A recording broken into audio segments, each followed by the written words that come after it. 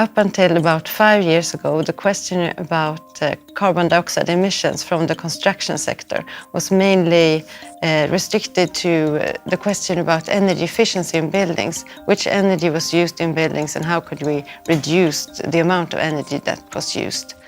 But then we started to discuss, is this really the biggest question? If we want to reduce carbon dioxide emissions, shouldn't we look at the whole life cycle?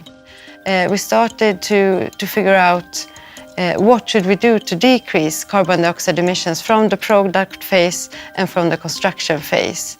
And we have, of course, the production of materials, the transport, and the processes on the construction site. There has been a couple of studies that show that we can decrease carbon dioxide emissions from infrastructure projects, from housing projects, with up to about 50%, with knowledge that we already have, materials that already exist, and so on.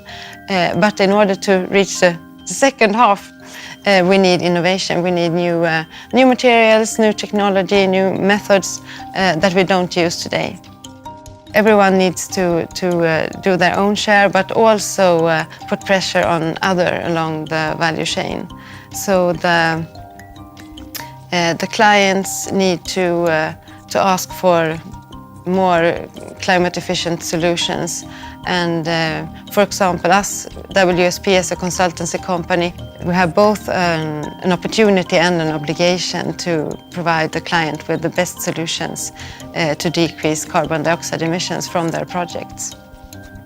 We have the power to influence the early stages of a construction project, the planning and the design phases. And that's where you can set the whole agenda for the project and have a very large influence on the carbon dioxide emissions from the whole life cycle.